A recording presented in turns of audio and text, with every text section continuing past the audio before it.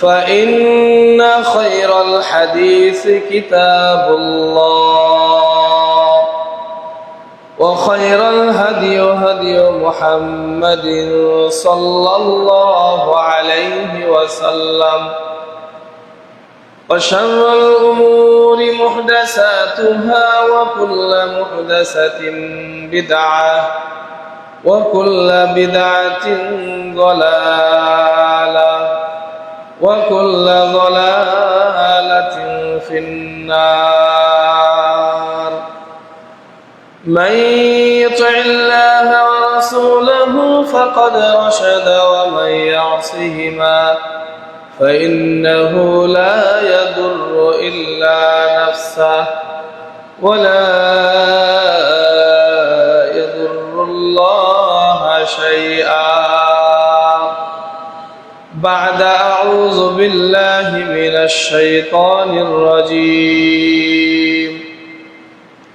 يا أيها الناس اتقوا ربكم الذي خلقكم من نفس واحدة وخلق منها زوجها وبث منهما رجالا كثيرا ونساء واتقوا الله الذي تساءلون به والأرحام إن الله كان عليكم رقيبا. يا أيها الذين آمنوا اتقوا الله حق تقاته ولا تموتن إلا وأنتم مسلمون. يا أيها الذين آمنوا اتقوا الله وقولوا قولا سديدا يصلح لكم أعمالكم ويغفر لكم ذنوبكم ومن يطع الله ورسوله فقد فاز فوزا عظيما. وقال الله تعالى إلى آية أخرى: أعوذ بالله من الشيطان الرجيم. وأقيموا الصلاة وآتوا الزكاة وما تقدموا لأنفسكم من خير تجدوه عند الله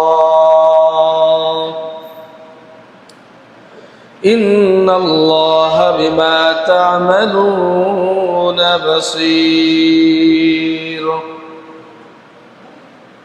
وقال الله تعالى إلى آية أخرى: إنما الصدقات للفقراء والمساكين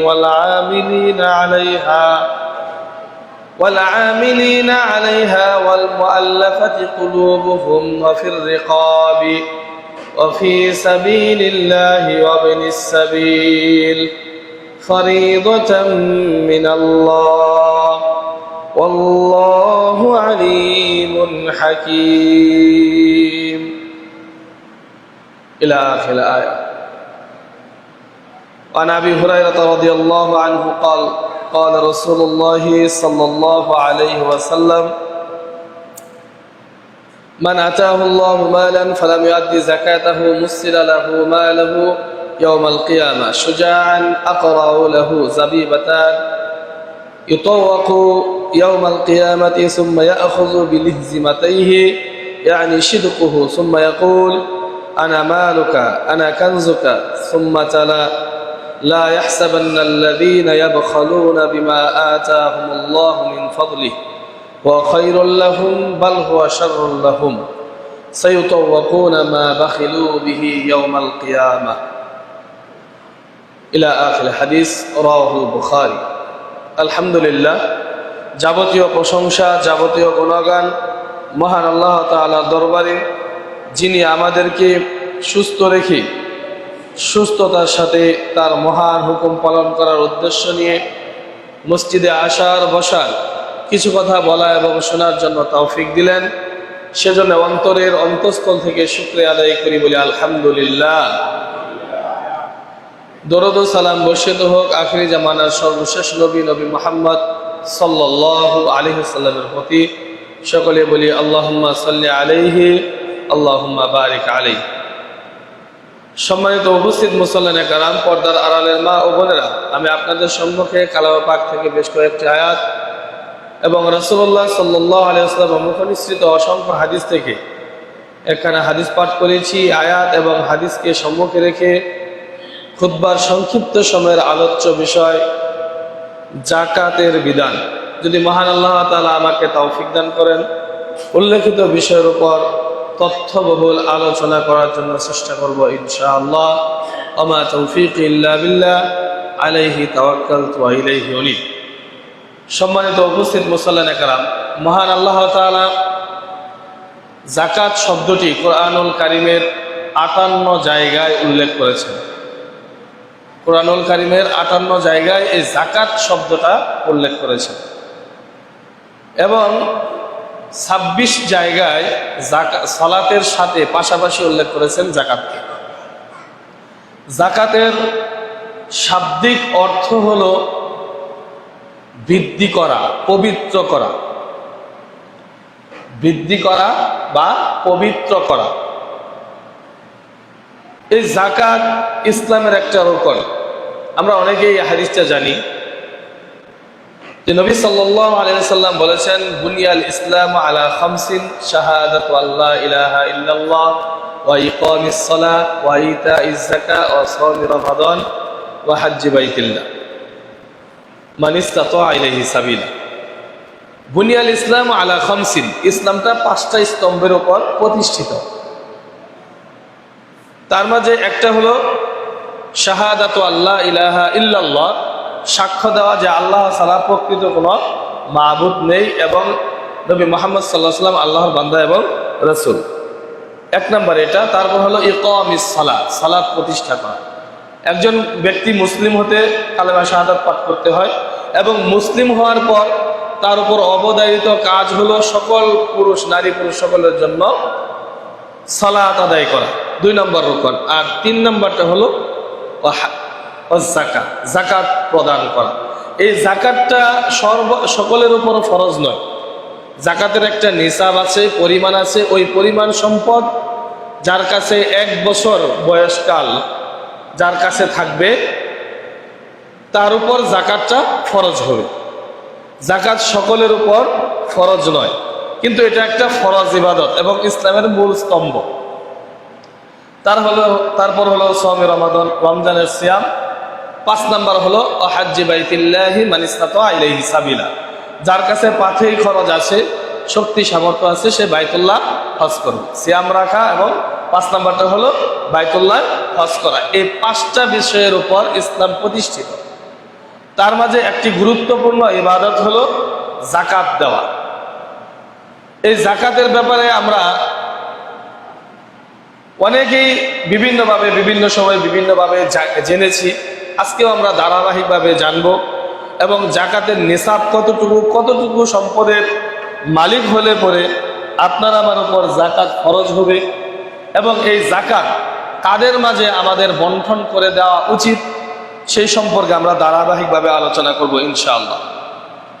বলতেছিলাম এই যাকাতের ব্যাপারে আল্লাহ তাআলা কোরআনুল কারীমে ৫৮ জায়গায় উল্লেখ করেছেন এবং ২৬ জায়গায় সরাসরি আল্লাহ তাআলা সালাতের সাথে যুক্ত করেছেন।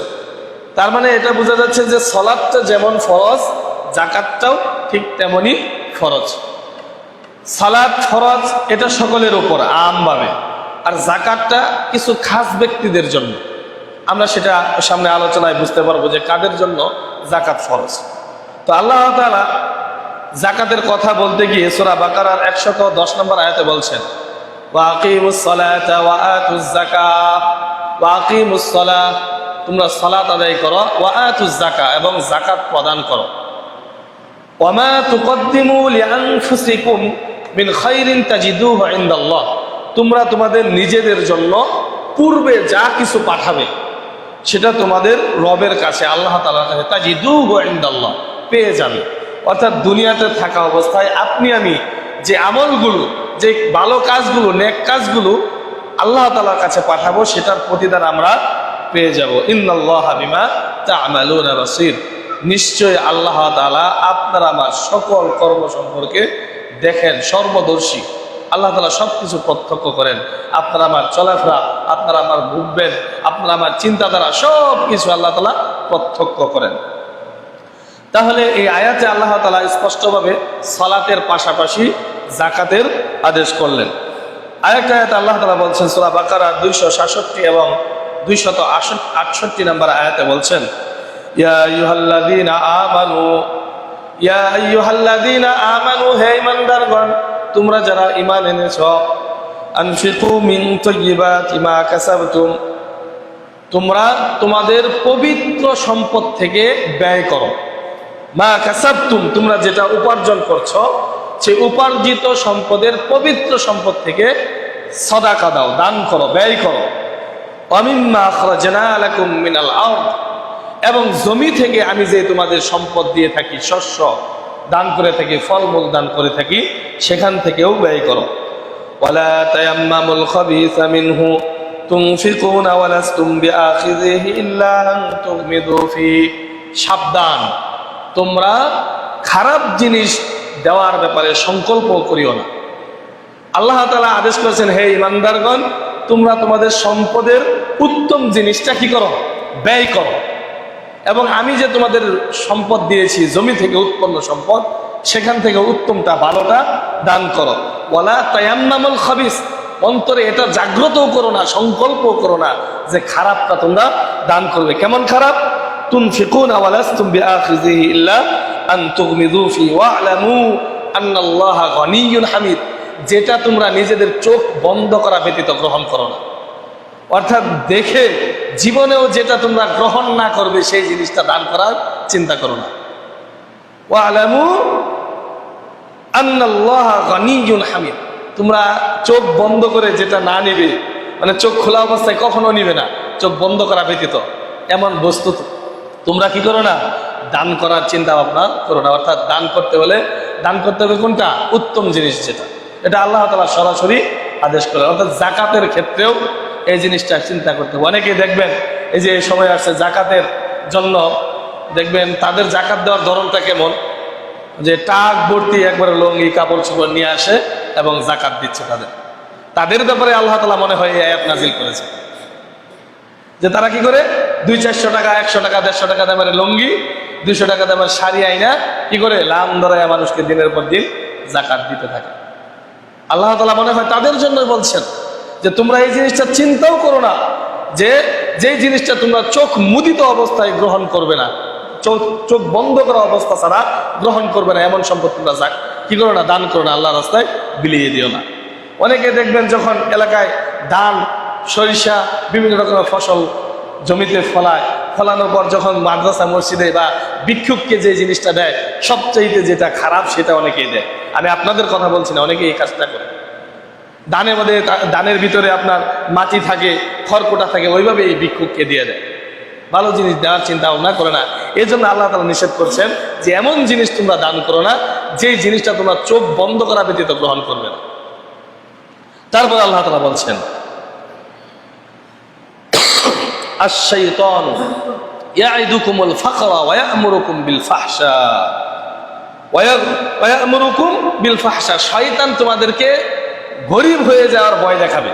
যাকাত দেওয়ার জন্য চিন্তা ভাবনা করবেন, মনস্থ করবেন, দান করার জন্য চিন্তা ভাবনা করবেন, তখন শয়তান এসে কি করবে? আল্লাহ তাআলা বলছেন, আশ-শাইতানু ইয়া'iদুকুমুল ফাকরা, শয়তান তোমাদেরকে পরামর্শ দিবে যে দান করো না, যাকাত দিও না, তোমরা দরিদ্র হয়ে যাবে। ওয়া ইয়া'মুরুকুম বিল ফাহশা, এবং শয়তান অশ্লীল কাজ করার জন্য আদেশ করে। দেখেন আল্লাহ তাআলা ভেঙে ভেঙে বলে দিচ্ছেন। বাস্তবতা কিন্তু তাই। যখনই আমরা দান করতে চাই, সম্পদের যাকাত ফরজ হয়েছে, যাকাতটা বের করতে চাই, তখন শয়তান আইসা আপনাকে আমাকে ওয়াসওয়াসা দিতে থাকে, যাকাত দিস না, যাকাত দিলে সম্পদ কমে যাবে, 10 টাকা মসজিদে দান করবি, 10 টাকা কমে যাবে, 500 টাকা মসজিদে দিবি, 500 টাকা তো কমে যাবে। শয়তান এসে কি করে? কুমন্ত্রণা দিতে থাকে। কিন্তু পক্ষান্তরে আল্লাহ তাআলা বলছেন, আশ-শাইতানু ইয়া'iদুকুমুল ফাকরা ওয়া ইয়া'মুরুকুম বিল ফাহশা, এটা বলার পর আল্লাহ তাআলা বলছেন, আল্লাহু ইয়া'iদুকুম মাগফিরাতাও মিনহু ওয়া ফাদলা ওয়াল্লাহু ওয়াসিউন আলিম, পক্ষান্তরে আল্লাহ তাআলা তোমাদেরকে ক্ষমা করে দেওয়ার প্রতিশ্রুতি দিয়ে থাকেন। তোমাদেরকে কি করেন? ক্ষমা করে দেওয়ার প্রতিশ্রুতি দেন, আর শয়তান পরামর্শ দেয় যে তোমরা দান করো না, গরিব হয়ে যাবে, খারাপ কাজের জন্য পরামর্শ দেয়। আর আল্লাহ তাআলা প্রতিশ্রুতি দেন কিসের? ক্ষমা করে দেওয়ার। আল্লাহু ওয়াসিউন আলিম। আর আল্লাহ তাআলা প্রাচুর্যের অধিকারী। আল্লাহ তাআলা কি? প্রাচুর্যের অধিকারী। শয়তান আপনাকে আমাকে বিভিন্নভাবে কি করে পদস্খলন করাতে চায়। সম্পদের যাকাত ফরজ হয়েছে, কিন্তু যাকাত দিতে শয়তান দিতে চায় না, যে যাকাত দিলে তো সম্পদ পবিত্র হয়ে যাবে। এজন্য শয়তান বিভিন্নভাবে কি করে? কুমন্ত্রণা দিতে থাকে। আল্লাহ তাআলা আরো বলছেন, এই যাকাত যদি আমরা আদায় করি তাহলে যাকাত আদায়ের উপকারিতা কি হবে? আল্লাহ তাআলা বলছেন সূরা তাওবার 103 নম্বর আয়াত, আল্লাহ তাআলা বলছেন, খুয মিন আমওয়ালিহিম সাদাকাতান তুতাহহিরুহুম ওয়া তুযাক্কিহিম বিহা ওয়া সাল্লি আলাইহিম ওয়া তুযাক্কিহিম বিহা। আল্লাহ তাআলা নবী সাল্লাল্লাহু আলাইহি ওয়াসাল্লামকে আদেশ করলেন, খুয মিন আমওয়ালিহিম, আপনি তাদের সম্পদ থেকে যাকাত গ্রহণ করুন, সাদাকাতান, যাকাতটুকু গ্রহণ করুন।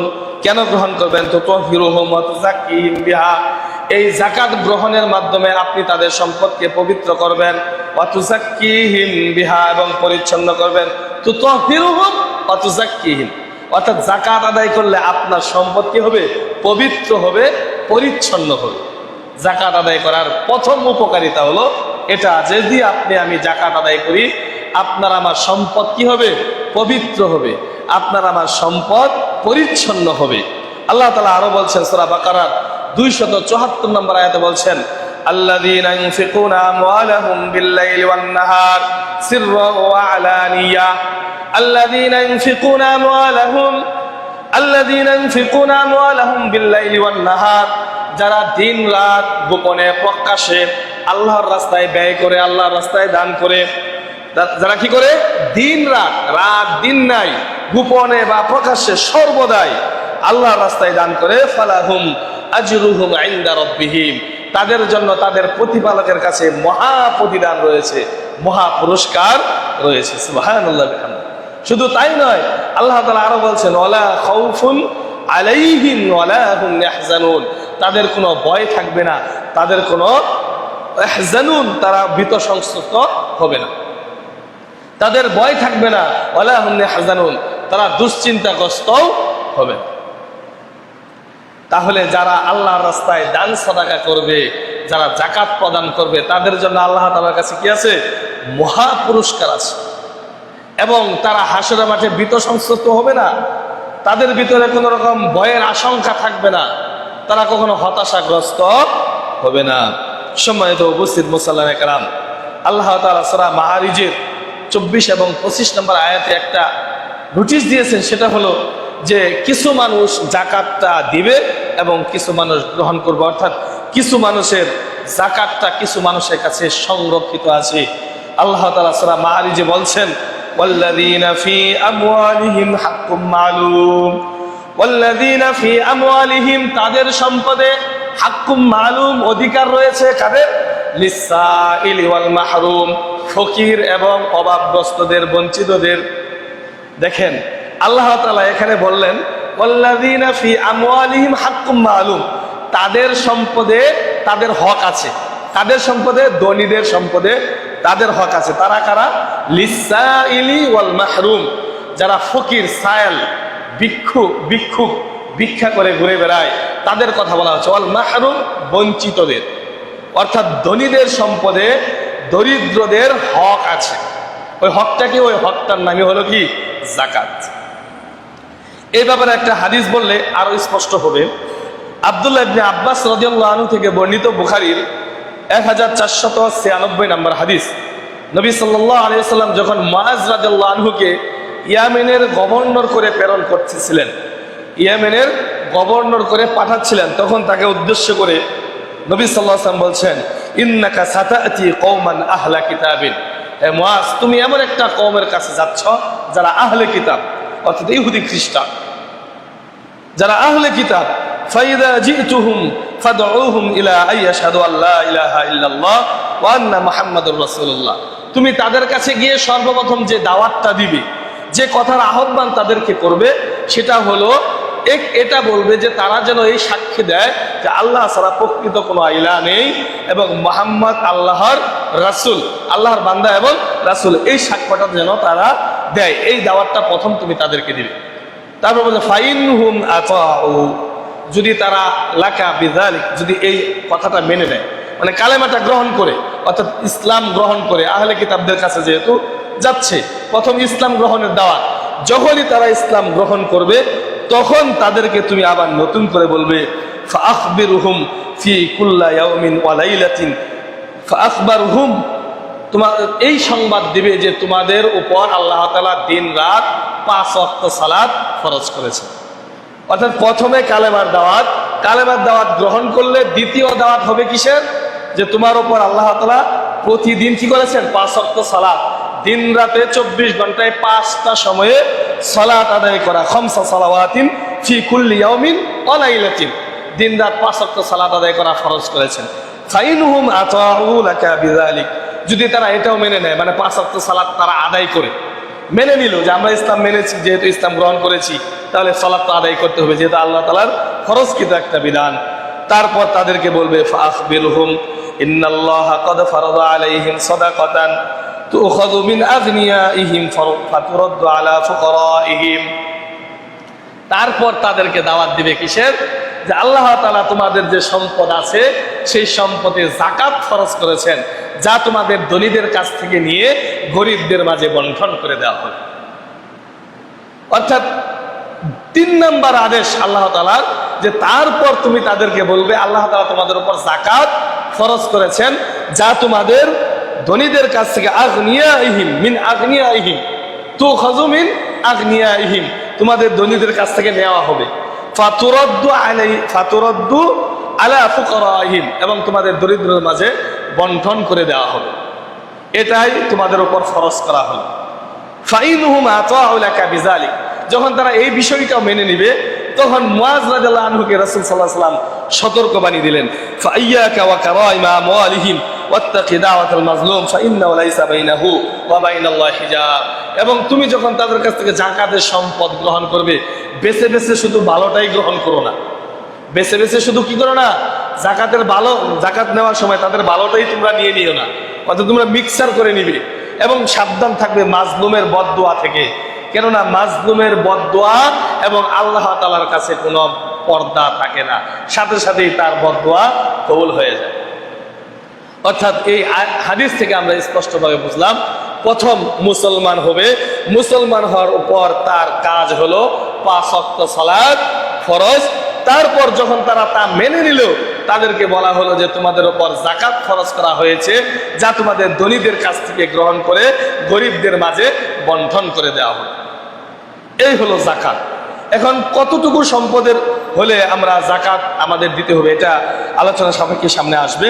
এবার আসেন, যদি আমরা যাকাত আদায় না করি, নেশাব পরিমাণ সম্পদের মালিক আপনি আমি হয়েছি, কিন্তু যাকাত আদায় করি না, ওই যে বললাম কিছুক্ষণ আগেই তো বললাম যে শয়তান আপনাকে আমাকে পরামর্শ দেয়, কি পরামর্শ দেয়? যে তোমরা যাকাত দিও না, তোমরা দান সদকা করো না, কেননা দান সদকা যাকাত দিলে তোমরা কি হয়ে যাবে? নিঃস্ব হয়ে যাবে, দরিদ্র হয়ে যাবে, এই পরামর্শ দেয়। এই জন্য আমরা অনেকেই কি করি? যাকাত থেকে নিজেদেরকে গুটিয়ে রাখি। বিশেষ করে ফসলের উপর যে আমাদের একটা যাকাত আছে, অনেক মানুষই আদায় করে না। 18 মণ 30 কেজি ধান যদি কারো হয়, 18 মণ 30 কেজি ধান যদি কারো হয়, তাহলে যাকাত হিসাব অনুযায়ী শতকরা 2.5 টাকা তাকে যাকাত দিতে হবে, ফসলের যাকাত তাকে দিতে হবে। কিন্তু অনেক মানুষ আপনি খুঁজে পাবেন আপনাদের সমাজে, আমাদের মাঝে আছে এরকম, যে তারা এই ফসলের যাকাতটা দেয় না। উশর যেটাকে বলা হয়, 10 ভাগের 1 ভাগ বা 20 ভাগের 1 ভাগ যাকাত দেওয়া, উশর দেওয়া, এটা মানুষ খুব কমই দিয়ে থাকে। যাই হোক, সেদিকে যাব না। যদি আমরা আদায় না করি তাহলে ভয়াবহতাটা কতটুকু দেখেন।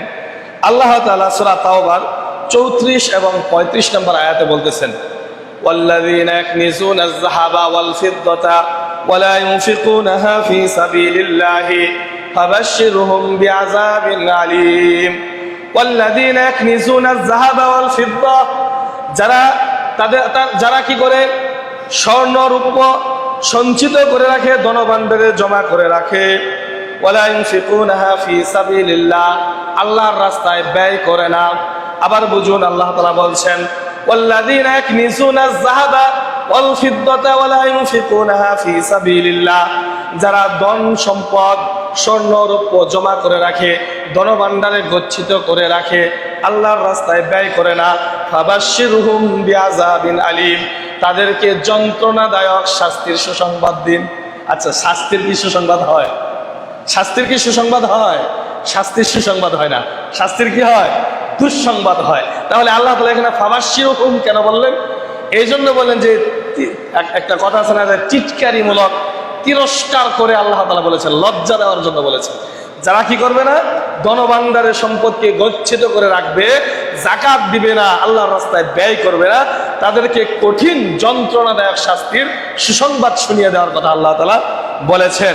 তারপর আল্লাহ তাআলা বলছেন, ইয়াউমা ইউহমা আলাইহা ফি নারি জাহান্নামা ফাতুকওয়া বিহা জিবাহুহুম ওয়া জুনুবুহুম ওয়া যুহুরুহুম হাযা মা কানাসতুম লিআনফুসিকুম ফাযুকু মা কুনতুম তাকনিজুন।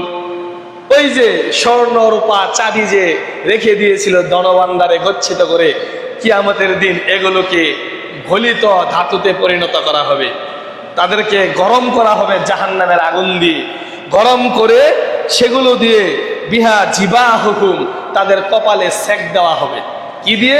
ওই যে যেই স্বর্ণ, যেই রূপার যাকাত আপনি আমি দুনিয়াতে থাকা অবস্থায়, যে অর্থের যাকাত দুনিয়াতে আপনি আমি যাকাত প্রদান করিনি, সেই সকল সম্পদকে একটা তামার মতো করে তৈরি করে সেগুলোকে উত্তপ্ত করা হবে জাহান্নামের আগুন দিয়ে। সেগুলো জাহান্নামের আগুন দিয়ে উত্তপ্ত করার পর বিহা জিবাহুহুম, কপালে সেকা দেওয়া হবে, ওয়া জুনুবুহুম, পিঠে দাগ দেওয়া হবে, ওয়া জিবাহুহুম, পার্শ্বদেশে দাগ দেওয়া হবে, ওয়া যুহুরুহুম, পিঠে দাগ দেওয়া হবে, সেকা দেওয়া হবে। কি দিয়ে? সম্পদ দিয়ে। এবং তাকে বলা হবে, হাযা মা কানাসতুম লিআনফুসিকুম, এগুলো তোমারই সম্পদ, যেগুলো তুমি দুনিয়াতে গচ্ছিত করে রেখেছিলে, দান করো নাই, যাকাত বের করো নাই, যাকাত দাও নাই, এগুলো তোমারই সম্পদ, যেগুলো তুমি দুনিয়াতে গচ্ছিত করে রেখেছিলে। ফাযুকু মা কুনতুম তাকনিজুন, তোমার গচ্ছিত সম্পদের স্বাদ তুমি গ্রহণ করো। কত নিরাল অবস্থা হবে সেদিন। এই যাকাতের অর্থগুলো সেই দিন তামায় পরিণত করে সেকা দেওয়া হবে, আপনার আবার কপালে, ললাটে সেকা দেওয়া হবে, পার্শ্বদেশে সেকা দেওয়া হবে, পিঠে সেকা দেওয়া হবে, এবং বলবে ওই সম্পদ যে আমি তোমার সেই সম্পদ, যেই সম্পদ তুমি গচ্ছিত করে রেখেছিলে। ফাযুকু মা কুনতুম তাকনিজুন, তুমি এই সম্পদের, তোমার গচ্ছিত সম্পদের স্বাদ আস্বাদন করো। কত মজা তুমি পেয়েছিলে তুমি যাকাত আদায় না করে, এখন তুমি সেটার মজা আরো ভালোভাবে গ্রহণ করো। এভাবে সেকা দেওয়া হবে তাদের। সম্মানিত উপস্থিত মুসাল্লিনে কেরাম, এছাড়াও হাদিসে এসেছে, আবু হুরায়রা রাদিয়াল্লাহু আনহু থেকে বর্ণিত, আবু দাউদ 1658 নম্বর হাদিসে নবী সাল্লাল্লাহু আলাইহি ওয়াসাল্লাম বলছেন, কোন ধনী ব্যক্তি যখন তার সম্পদের যাকাত আদায় না করবে, কিয়ামতের দিন তার এই স্বর্ণ রৌপ্যকে জাহান্নামের আগুনে উত্তপ্ত করে ললাটে, তার পার্শ্বদেশে, পিঠে সেকা দেওয়া হবে। এবং যারা কি করবে, মহিষ পালের যাকাত আদায় না করবে, সেই দিন তাদের এই মহিষগুলো এক একটা বিশাল আকারের শিংওয়ালা হবে, এবং দুনিয়াতে যেমন ছিল তার চাইতে আরো বেশি মোটা তাজা হবে। মোটা তাজা করে তাদেরকে কি করা হবে, হাসরের মাঠে একটা সমতল ভূমিতে শুইয়ে দেওয়া হবে। যারা সেই গরু মহিষের যাকাত দেয়নি, সেই গরু মহিষগুলো বিশাল বিশাল আকারের শিং দিয়ে তাদেরকে গুঁতো দিতে থাকবে, পা দিয়ে মারাতে থাকবে। তাদের একটা মহিষ গরুরও শিং বাঁকা থাকবে না, বা শিং বিহীন থাকবে না, ছোটও থাকবে না, বড় আকারের শিং থাকবে। সেই শিং দিয়ে তাকে গুতাতে থাকবে আর বলতে থাকবে, আমি তোমার সেই গরু ছাগল, আমি তোমার সেই মহিষ, যেই মহিষ গরু ছাগলের যাকাত তুমি আদায় করো নাই। এভাবে তাকে শাস্তি দেওয়া হতে থাকবে। যেই দিন 50,000 বছর সমপরিমাণ একটা দিন হবে, সেই হাসরের মাঠে তাদেরকে এভাবে শাস্তি দিতে থাকবে যতদিন বিচার ফয়সালা না হবে। সেই দিন তার স্থানকে দেখতে পাবে, সে জান্নাতি হবে নাকি জাহান্নামী হবে। এভাবে তাকে শাস্তি দিতেই থাকবে। সর্বশেষ দল যখন তাকে গুতিয়ে চলে যাবে, পা দিয়ে মারিয়ে চলে যাবে, আবার প্রথম যে দলটা তাকে গোতা দিয়েছিল, পা দিয়ে মারিয়েছিল, সেই দল আবার সামনে আসবে, তাকে এভাবে গুতাতে থাকবে। উট তাকে এভাবে পায়ে দলিত করতে থাকবে। এভাবে তাদের শাস্তি কিয়ামত পর্যন্ত চলতে থাকবে। সম্মানিত উপস্থিত মুসল্লিনে কেরাম, কিভাবে আপনাকে বোঝায়, আপনি যদি যাকাত আদায় না করুন, আপনি যদি ফসলের যাকাত আদায় না করুন, আপনার গরু ছাগলের যাকাত যদি, উটের যাকাত যদি আপনি না আদায় করুন, তাহলে সেই দিন এই সম্পদগুলোই আপনার আমার কষ্টের কারণ হবে হাসরের মাঠে। সম্মানিত উপস্থিত মুসল্লিয়ানে কেরাম, আবু হুরায়রা রাদিয়াল্লাহু আনহু থেকে বর্ণিত বুখারীর 1403 নম্বর হাদিসে নবী সাল্লাল্লাহু আলাইহি ওয়াসাল্লাম বলছেন, মান আতাহুল্লাহু মালান ফালাম ইউদ্দি যাকাতুহু মুসিলা লাহু মালুহু ইয়াওমাল কিয়ামাতি শুজাআন আকরাউ লাহু। যারা দুনিয়াতে সম্পদের যাকাত আদায় করবে না, তাদের এই সম্পদগুলো একটা কালো বিশ্রী আকারের একটা সাপে পরিণত করা হবে। তার মাথার ভিতরে দুইটা চক্ষু থাকবে, কালো বর্ণের দুটি চক্ষু থাকবে। শুজাআন আকরাউ লাহু যাবিবাতানি ইতাওয়াকু ইয়াওমাল কিয়ামাতি সুম্মা ইয়াখুযু বিলিহজিমাতাইহি। সেই সাপটাকে তার গলার ভিতরে বেরির মতো ঝুলিয়ে দেওয়া হবে। সেই সাপ, তার এই সম্পদগুলোকে একটা সাপে পরিণত করা হবে। সেই সাপের দুইটা চক্ষু থাকবে, কালো চক্ষু থাকবে। সেই সাপটাকে ওই যাকাত আদায় নাকারী ব্যক্তির গলায় পরিয়ে দেওয়া হবে। ইয়ানি সিদকুহু সুম্মা ইয়াকুলু আনা মালুকা আনা কানজুকা আনা মালুকা আনা কানজুকা। এই সাপটা যখন তার গলায় থাকবে, তখন তার কপালে, তার গালে বিভিন্ন জায়গায় ঠুকুর দিতে থাকবে আর বলতে থাকবে, আনা মালুকা, আমি তোমার সেই সম্পদ, আনা কানজুকা, আমি তোমার সেই কৃপণতা করে তুমি যেই সম্পদটা গচ্ছিত করে রেখেছিলে, আমি তোমার সেই সম্পদ, আজকে তুমি সাপ গ্রহণ করো। এভাবে সাপ তাকে ঠুকুর দিতে থাকে। কিয়ামতের দিন হাসরের মাঠে গলায় বেরি হয়ে আপনার সম্পদ জ্বলবে। সেই দিন আপনার অবস্থাটা কি হবে? সেই সাপ ঠুকুর দিবে আর বলবে, আনা মালুকা আনা কানজুকা, আমি তোমার কৃপণতার সম্পদ, আমি তোমার সেই সম্পদ, যেই সম্পদ তুমি ধনভাণ্ডারে গচ্ছিত করে রেখেছিলে, গরিবের হক তুমি আদায় করোনি, আমি তোমার সেই সম্পদ। তারপর আয়াত তেলাওয়াত করেছেন সূরা আলী ইমরানের আয়াতে এসেছে, লা ইয়াহসাবান্নাল্লাযীনা ইয়াবখালুনা বিমা আতাহুমুল্লাহু মিন ফাদলি হুয়া খায়রুল লাহুম বাল হুয়া শাররুল লাহুম সায়ুতাওয়াকুনা মা বাখিলু বিহি ইয়াওমাল কিয়ামা। আল্লাহ তাআলা বলে দিচ্ছেন এই হাদিসের শেষে, নবী সাল্লাল্লাহু আলাইহি ওয়াসাল্লাম আয়াতটা তেলাওয়াত করেছেন সূরা আলী ইমরানের 180 নম্বর আয়াত, লা ইয়াহসাবান্নাল্লাযীনা ইয়াবখালুন, যারা কৃপণতা করেছে, যারা আল্লাহর রাস্তায় সম্পদ ব্যয় করেনি, যাকাত আদায় করেনি, যাকাত আদায় না করে তারা মনে করেছে তাদের এই সম্পদ তাদের জন্য অনুগ্রহশীল, তাদের জন্য কল্যাণকর, বাল হুয়া শাররুল লাহুম, বস্তু তাদের জন্য এই সম্পদ কল্যাণকর নয়, বরং এই সম্পদ তাদের জন্য অকল্যাণকর। সায়ুতাওয়াকুনা মা বাখিলু বিহি ইয়াওমাল কিয়ামা, যেই সম্পদকে কৃপণতা করে তারা ব্যয় করেনি, যাকাত প্রদান করেনি, কিয়ামতের দিন এই সম্পদ তাদেরকে বেরি হিসাবে গলায় পরিয়ে দেওয়া হবে। যেই প্রমাণ হাদিসে বললাম যে সাপ আকারে তাদের গলায় পেঁচিয়ে দেওয়া হবে এবং সাপ সেটা ঠুকুর দিতে থাকবে আর বলতে থাকবে, আনা মালুকা আনা কানজুকা, আমি তোমার সেই সম্পদ, সেই গচ্ছিত সম্পদ, যেই সম্পদ তুমি ঘরে রেখে দিয়েছিলে, ব্যয় করনি, দরিদ্রদেরকে দাওনি, যাকাত বের করনি। সম্মানিত উপস্থিত মুসল্লিয়ানে কেরাম, যাকাতের ব্যাপারে সাহাবীরা কতটুকু সচেতন ছিলেন, কতটুকু জোর দিয়ে তারা যাকাত আদায় করেছিলেন, হাদিস বুখারীর 6924 এবং 25 নম্বর হাদিস পাবেন। সেখানে আবু বকর রাদিয়াল্লাহু আনহু, নবী সাল্লাল্লাহু আলাইহি ওয়াসাল্লাম লাম্মা তুওফিয়া রাসূলুল্লাহ সাল্লাল্লাহু আলাইহি ওয়াসাল্লাম, নবী সাল্লাল্লাহু আলাইহি ওয়াসাল্লাম যে বছর ইন্তেকাল করলেন, ইন্তেকাল করার পর অনেকে পথভ্রষ্ট হয়ে গেল, যারা মুরতাদ হওয়ার মুরতাদ হয়ে গেল, যারা ইসলাম গ্রহণ করা ইসলাম নিয়ে তারা থাকলো।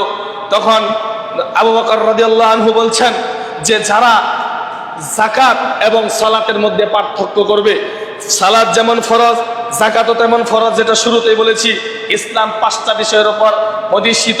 তার 1 নম্বর কালেমা শাহাদাত, 2 নম্বর সালাত, 3 নম্বর যাকাত। নিসাব পরিমাণ সম্পদের মালিক হলে আপনার আমার উপর যাকাত ফরজ। ওই যাকাতটা ঠিক তেমনই ভাবে ইসলামের একটা ফরজ বিধান। এজন্য আবু বকর রাদিয়াল্লাহু আনহু ঘোষণা দিচ্ছেন, যারা সালাত এবং যাকাতের মধ্যে পার্থক্য করবে, অবশ্যই আমি তাদের সাথে যুদ্ধ করব। এই কথা শোনার পর ওমর ইবনুল খাত্তাব রাদিয়াল্লাহু আনহু বলছেন, হে আবু বকর, আপনি কিভাবে তাদের সাথে যুদ্ধ করবেন? কেন রাসূল সাল্লাল্লাহু আলাইহি ওয়াসাল্লাম তো বলেছেন, যদি কোনো ব্যক্তি লা ইলাহা ইল্লাল্লাহ ওয়া আন্না মুহাম্মাদুর রাসূলুল্লাহ পাঠ করে, তাহলে নবী সাল্লাল্লাহু আলাইহি ওয়াসাল্লাম বলেছেন তার নিজের জানমাল সম্পদকে আমার কাছ থেকে নিরাপদ করে ফেললো।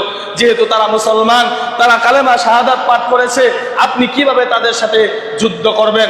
তখন আবু বকর রাদিয়াল্লাহু আনহু বলছেন, যদি নবী সাল্লাল্লাহু আলাইহি ওয়াসাল্লামের জামানায় যারা বকরি দিতে এসে রশি সহ বকরি দিয়েছে, তারা কেউ যদি তাদের মাঝে ওই রশি দিতেও অস্বীকৃত জানায়, আমিও তার সাথে লড়াই করতে প্রস্তুত আছি। মনে হয় বোঝাতে পারলাম না।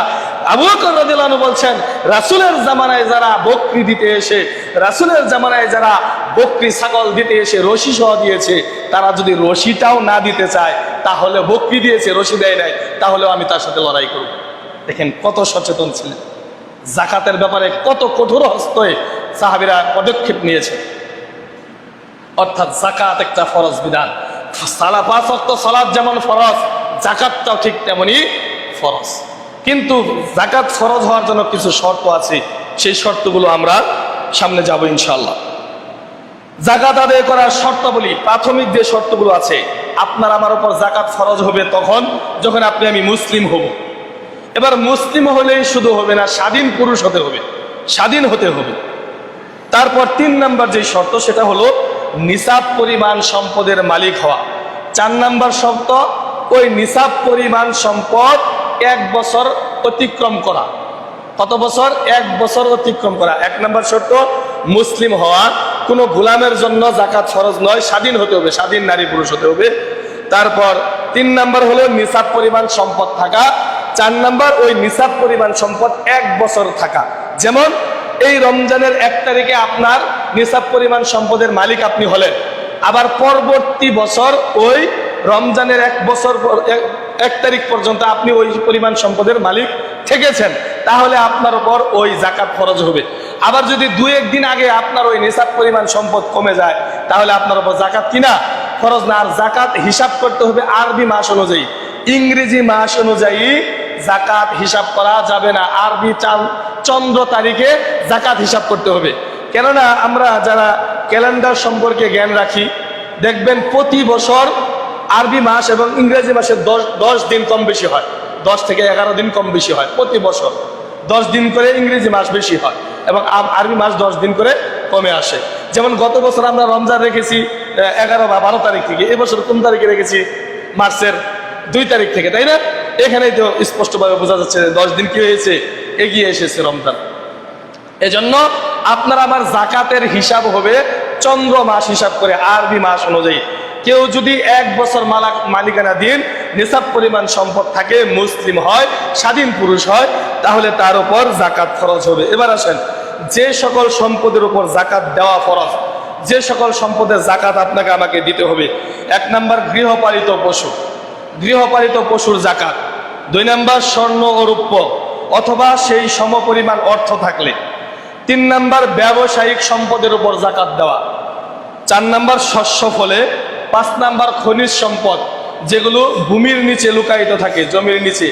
আপনি যদি একটা গনিমত পেয়ে যান, কি বলে, জমির নিচে আপনার জমিতে একটা স্বর্ণের কলসি পেয়ে গেলেন, কথার কথা, এটাই আসছে হাদিসে যে মাটির ভিতর লুকায়িত সম্পদ, সেটা যদি আপনি পেয়ে যান, সেটার উপর যাকাত কি হবে? ফরজ হবে। এবার আসেন, আমরা নিসাব, কতটুকু সম্পদ হলে যাকাত ফরজ হয়, এই নিসাবটা তো জানতে হবে নাকি? ওই নিসাবটা 1 বছর যদি থাকে, তাহলে আপনার আমার উপর যাকাত ফরজ হবে। বর্তমান স্বর্ণের হিসেবে 85 গ্রাম স্বর্ণের মালিক যদি আপনি হন, 85 গ্রাম হলো 1 ভরি সমান 11.69 গ্রাম। সেই হিসেবে 7.29 ভরি বা 7 ভরি 5 আনা 5 রতি স্বর্ণ, 7 ভরি 5 আনা 5 রতি স্বর্ণ যাদের কাছে 1 বছর থাকবে, তাদের উপর যাকাত ফরজ হবে। আর রূপার নিসাব হলো 595 গ্রাম, রূপার নিসাব 595 গ্রাম তথা 51.02 ভরি রূপ্য, 51.02 ভরি রূপ্য অথবা এর সমপরিমাণে অর্থ যদি কারো কাছে থাকে, তাহলে তার উপর যাকাত ফরজ। এবার আসেন, আমরা স্বর্ণের হিসাব হলো, এটা ব্যাপকতা, স্বর্ণের হিসাবে যদি আপনি যাকাত দিতে চান, তাহলে গরিবরা বঞ্চিত হবে বেশি। এজন্য মুহাদ্দিসিনে কেরামগণ বলেছেন যে যাকাতের নিসাবটা হিসাব হবে রূপার দাম অনুযায়ী, রূপার দাম অনুযায়ী। বর্তমানে 18 ক্যারেটের যে রূপাটা আছে, 18 ক্যারেটের যে রূপা, তার বাজার মূল্য হলো 1 ভরি 1714 টাকা। 1 ভরির দাম কত? 1724 টাকা, যার নিসাব হিসাবে আসে, টাকার মূল্য আসে 87,756 টাকা 8 পয়সা। 87,756 টাকা 8 পয়সা যার এর হলো আপনার রূপার সর্বনিম্ন দাম অনুযায়ী যদি কারো মালিকানাধীন থাকে তাহলে তার জাকাত ফরজ হবে। কত? সর্বনিম্ন 87,756 টাকা 8 পয়সা। এই টাকা যদি এক বছর ধরেন আজকে থেকে নিয়ে বা গত রমজানের 13 রমজানে আপনি 87,756 টাকা 8 পয়সার মালিক হয়েছেন, এতক্ষণ পর্যন্ত আপনার কাছে এই টাকাটা গচ্ছিত আছে, তাহলে শতকরা 2 টাকা 50 পয়সা হারে আপনাকে জাকাত দিতে হবে। আর সর্বোচ্চ হলো 22 ক্যারেট রূপার দাম হলো 2098 টাকা। 2098 টাকা 22 ক্যারেটের রূপা যেটা, সেটা সেই হিসাবে আপনার জাকাত হবে। জাকাতের নিসাব হলো 1,17,657 টাকা 60 পয়সা। অর্থাৎ যদি আপনি ইচ্ছা করলে সর্বনিম্ন যেটা 18 ক্যারেট রূপা সেটা দাম ধরেও দিতে পারেন, বা সর্বোচ্চ 22 ক্যারেটের যেটা আপনার রূপার দাম সেই অর্থ হিসাব করেও আপনি জাকাত বের করতে পারেন। সেটা সর্বনিম্ন হলো 87, আমরা ইসলামী ফাউন্ডেশন যেটা দেখছি সম্ভবত 70,000 টাকা সর্বনিম্ন ধরেছে। সর্বনিম্ন 70,000 টাকা যার কাছে এক বছর থাকবে তাকে শতকরা 2.5 টাকা হারে জাকাত প্রদান করতে হবে। যদি আমরা না দেই তাহলে ওই যে সম্পদ সাপ বানিয়ে আপনার আমার গলার ভিতরে পুরিয়ে দেওয়া হবে, সেগুলোকে কি করা হবে? উত্তপ্ত করা হবে জাহান্নামের আগুন দিয়ে, আপনার আমার কপালে, তারপরে 500 দেশে আপনার আমার পিঠে সেক দেওয়া হবে সেগুলো দিয়ে। সম্মানিত উপস্থিত মুসল্লিয়ান, আর শস্য ফলের নিসাব হলো শস্য 750 কেজি, অর্থাৎ 18 মণ 30 কেজি হলে আপনাকে সেগুলোতে জাকাত দিতে হবে। অর্থাৎ ধান, ক্ষেতের ধান যদি আপনার 18 মণ 30 কেজি হয় তাহলে 20 ভাগের 1 ভাগ হোক বা 10 ভাগের 1 ভাগ, এখন তো আর বিনা সেচে বিনা সারে জমিতে ফসল হয় না, সবগুলোতেই খরচ হয়, এজন্য 20 ভাগের 1 ভাগ আপনাকে জাকাত দিতে হবে, সেটাকে ওশর বলা হয়। আর গৃহপালিত পশুর জাকাত হলো যদি ছাগল, ভেড়া, ধুম্বা 40টি থাকে। কয়টি? 40টি থেকে 120 পর্যন্ত সংখ্যা একটি। যদি 40টি ছাগল থাকে তাহলে আপনাকে সেখান থেকে একটা জাকাত দিয়ে দিতে হবে। 120 পর্যন্ত এমন, 120 থেকে যদি আরো বেশি থাকে সেটার হিসাব আরো বাড়বে। বাংলাদেশে খুব কমই এরকম, আমাদের গ্রামাঞ্চলে এরকম আপনার কি বলে এত ছাগলের মালিক কেউ নেই। তো এটা শহরে বা অনেকে খামার করে থাকে, খামারে আছে এরকম। তারপরে এগুলো যদি পূর্ণ 1 বছর থাকে, যদি 1 বছর না থাকে তাহলে প্রয়োজন নেই।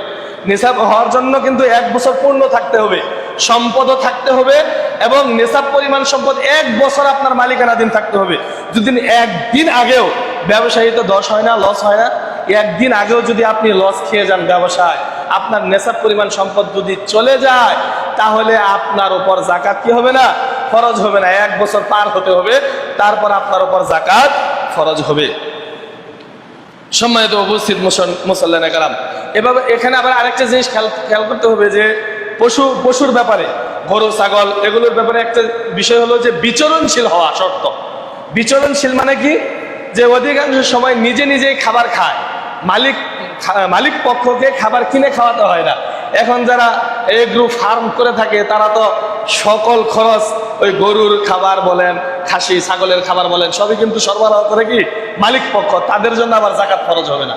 এটা বিচরণশীল পশু, যেগুলো বিভিন্ন জায়গায় বিচরণ করে নিজের খাবার নিজেই গ্রহণ করে, তাদেরকে ক্রয়কৃত খাবার খাওয়াতে হয় না, তাদের উপর জাকাত ফরজ হবে।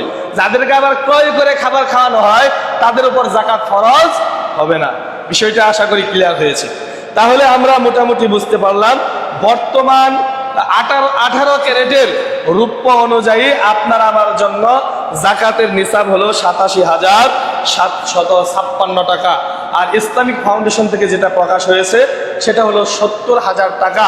যদি আপনার আমার কাছে 1 বছর চন্দ্র তারিখের 1 বছর পূর্ণ হয় তাহলে শতকরা 2.5 টাকা হারে জাকাত প্রদান করতে হবে, নচেত হাসরের মাঠে আপনাকে আমাকে অপমানিত হতে হবে এবং আপনাকে আমাকে বলা হবে ফাজুকু, তোমরা চাখো, স্বাদ আস্বাদন করো যেই সকল সম্পদ তোমরা জাকাত আদায় করনি। এবার আসেন জাকাত ব্যয়, কাদেরকে আমরা জাকাত দিব? জাকাত ব্যয়ের খাত আমরা যদি সূরা তাওবা 9 নম্বর সূরার 60 নম্বর আয়াত লক্ষ্য করি, সেখানে আল্লাহ তাআলা স্পষ্টভাবে উল্লেখ করে দিয়েছেন যে কারা জাকাতের হকদার, কারা জাকাত পাবে। আল্লাহ তাআলা বলছেন ইন্নামাস সাদাকাতু লিল ফুকারাই ওয়াল মাসাকিন ওয়াল আমিলিনা আলাইহা ওয়াল মুআল্লাফাতি কুলুবুহুম ওয়া ফির রিকাব ওয়াল গারিবিনা ওয়া ফি সাবিলিল্লাহি ওয়া ইবনিস সাবিল ফরিদাতাম মিনাল্লাহ। এই আয়াতে 8টা শ্রেণীর কথা উল্লেখ আছে। কয়টা শ্রেণী? 8টা শ্রেণী। 1 নাম্বার, ইন্নামাস সাদাকা, নিশ্চয় সাদাকা যাকাত, লিল ফুকারাই, ফকিরদের জন্য, ওয়াল মাসাকিন, যারা মিসকিন। আমরা ফকিরদেরকে স্পষ্টভাবেই চিনি, কিন্তু মিসকিনদেরকে চিনতে একটু কষ্ট হয়। মিসকিন হলো ওরাই, তাফসীরকারগণ এটা আলোচনা করে বলেছেন, মিসকিন হলো ওরাই যাদের প্রয়োজন অনুপাতে সম্পদ নেই। যতটুকু প্রয়োজন তাদের কাছে ততটুকু সম্পদ নেই, তারা হলো মিসকিন। দেখা গেছে যে দৈনিক তার যে একটা খরচ আছে, খাবার টাবার আছে ঠিক আছে, কিন্তু বস্ত্র চিকিৎসার জন্য অর্থ নেই। বস্ত্র চিকিৎসার জন্য অর্থ নেই, ছেলে মেয়েকে লেখাপড়া করাবে তার কাছে অর্থ নেই। এরকম যদি অর্থাৎ যতটুকু প্রয়োজন তার কাছে ততটুকু নেই, এবং মানুষের কাছে হাত বাড়াও না, তার সে হলো কি মিসকিন। ওয়াল আমিলিন, এবং এই যাকাতের অর্থ ফান্ড সংগ্রহ করতে যে কর্মচারী নিযুক্ত থাকে সে এই যাকাত গ্রহণ করতে পারে। এই হলো 3 নাম্বার। 4 নাম্বার হলো আল মুআল্লাফাতি কুলুবুহুম, যার হৃদয় জয় করা প্রয়োজন, যার অন্তর জয় করা প্রয়োজন। এই হলো 4। 5 নাম্বার হলো অফির রিকাব, দাস মুক্ত করার জন্য। বাংলাদেশে দাস প্রথা নেই, বাংলাদেশে দাস প্রথা নেই, তো এটা এইদিকে বাংলাদেশে আর নেই। ওয়াল গারিমিন, এবং যারা ঋণগ্রস্ত আছে। আপনি একজন মানুষকে দেখতে পাচ্ছেন যে ব্যবসা বাণিজ্যে দেউলিয়া হয়ে সে একেবারে ঋণে জর্জরিত হয়ে আছে, আপনি তাকে আপনার যাকাত দিয়ে তাকে সহযোগিতা করতে পারেন। ওয়াফি সাবিলিল্লাহ, আল্লাহর রাস্তায়। আল্লাহর রাস্তা বলতে এখানে অনেকেই উল্লেখ করেছেন মাদ্রাসাকে, যে মাদ্রাসায় লিল্লাহ বোর্ডিং আছে। লিল্লাহ বোর্ডিং ব্যতীত হবে না, কেননা যাকাত লিল্লাহ বোর্ডিং এর জন্য। লিল্লাহ বোর্ডিং মানে যারা, যেই মাদ্রাসায় এতিম ফান্ড আছে, কি আছে? এতিম ফান্ড আছে সেখানে। ইবনিস সাবিল, এবং যারা মুসাফির, আপনাদের এলাকায় মুসাফির সফর করতে এসেছে, আসার পরে তার অর্থ সম্বল সব শেষ, তার গন্তব্যে পৌঁছার জন্য আপনি তাকে যাকাতের অর্থ দিয়ে সহযোগিতা করতে পারেন। ফরিদাতাম মিনাল্লাহ, এটা আল্লাহর পক্ষ থেকে ফরজ। এই 8 শ্রেণীর মানুষ ব্যতীত আর কেউ যাকাত গ্রহণ করতে পারবে না। এই 8 শ্রেণীর মানুষ যাকাত গ্রহণ করবে। 1 নাম্বার ফকির, 2 নাম্বার মিসকিন, 3 নাম্বার যে যাকাত গ্রহণ করবে কর্মচারী, 4 নাম্বার যার মন জয় করা প্রয়োজন, যাকে ইসলামের দিকে ধাবিত করা প্রয়োজন, অমুসলিমও এখানে হতে পারে। 5 নাম্বার হলো দাস মুক্তির জন্য। 6 নাম্বার ঋণগ্রস্ত ব্যক্তিকে আপনি যাকাত দিতে পারেন। 7 নাম্বার আল্লাহর রাস্তায় যেইগুলো মাদ্রাসায় লিল্লাহ বোর্ডিং আছে সেখানে। তারপর 8 নাম্বার হলো আপনার কি বলে মুসাফির যারা। আল্লাহর রাস্তায় এখানে আবার আরেকটা বিষয় আছে, সেটা হলো অনেকেই বলেছেন, মুফাসসিরগণ বলেছেন যে আল্লাহর রাস্তা বলতে যুদ্ধ সামগ্রী ক্রয় করার জন্য ব্যবহার করা যাবে। যাকাতের অর্থটা যুদ্ধ সামগ্রী ক্রয় করার জন্য ব্যবহার করা যাবে, আল্লাহর রাস্তায় এটাও নিযুক্ত আছে। কিন্তু মসজিদে দেওয়া যাবে না, যাকাতের অর্থ মসজিদে ব্যবহার করা যাবে না। এটা কওমি একটা মসজিদের কাজটা কমরা করবে, সমাজের মানুষেরা করবে। আশা করি মোটামুটি আমরা যাকাত সম্পর্কে একটা ধারণা পেয়েছি। অর্থাৎ যাকাত, যারা নেশাব পরিমাণ সম্পদের মালিক হবেন, অবশ্যই যদি আমরা হাসরের মাঠের সেই ভয়াবহতা থেকে বাঁচতে চাই, যাকাত অবশ্যই আদায় করতে হবে। অর্থাৎ যাকাত 5 ওয়াক্ত সালাতটা যেমন ফরজ, আবু বকর রাদিয়াল্লাহু আনহুর সেই হাদিস থেকে আমরা বুঝতে পেরেছি যে ব্যক্তি সালাত এবং যাকাতকে আলাদা করবে, আমি তার সাথে যুদ্ধ করব। অর্থাৎ যাকাত ফরজ হলে অবশ্যই অবশ্যই আপনাকে আমাকে যাকাত দিতে হবে। শতকরা 2.5 টাকা, ওই যে 2-3 টাকা দামের কাপড় আইনা গরিবদেরকে বুঝিয়ে দেবেন, এটাকে যাকাত আদায় করা বলে না। আমি চেষ্টা করব এই জিনিসটা, যে আমি যাকে যাকাত দিব এই জিনিসটা করলে সবচাইতে বেশি ভালো হয়। আমি মনে করি এটা ব্যক্তিগতভাবে, যে আমি যাকে যাকাত দিব তাকে যে যাকাত দিলাম, পরের বছর যাতে সে যাকাত দিতে পারে, তাকে যাতে যাকাত আর খেতে না হয়। বিষয়টাকে বোঝাতে পারলাম? যে এই বছর আমি আমার যে অর্থের যাকাতগুলো এসেছে, আরে আমি নয় অল্প টাকার মালিক, বাংলাদেশে আমি একদিন হিসাব দিয়েছিলাম কি পরিমাণ সম্পদ আছে যাকাতের অর্থ। 2 বছর যদি বাংলাদেশের সকল ধনীরা যাকাত দেয়, বাংলাদেশে কোনো গরিব মানুষ থাকবে না। পরের বছর ঘুরতে হবে যাকাতের লোক খোঁজার জন্য। এটা একটা পরিসংখ্যান। তো অর্থাৎ অনেক মানুষ আছে, অনেক টাকা। অর্থাৎ আমি মনে করি একজন ব্যক্তিকে এমনভাবে যাকাত দেওয়া উচিত যে পরবর্তী বছর যাতে ওই ব্যক্তি অন্যকে যাকাত দিতে পারে, তাকে যাতে আর যাকাত নিতে না হয়। ওই কাপড় লুঙ্গি দিয়ে কি হবে? এই কাপড় লুঙ্গি দিয়ে আমি মনে করি যাকাত আদায় হয় না, এটা একটা মানে কি বলে ধোঁকা দেওয়ার শামিল। কাপড় লুঙ্গি একে ধোঁকা দেওয়ার শামিল। সম্মানিত উপস্থিত মুসল্লিনা কেরাম, তাই আসুন আল্লাহ তাআলা যেভাবে আমাদেরকে যাকাতের বিধান দিয়েছে সেভাবে যাকাত আদায় করার চেষ্টা করি। আল্লাহ তাআলা তৌফিক দান করুন, আমিন।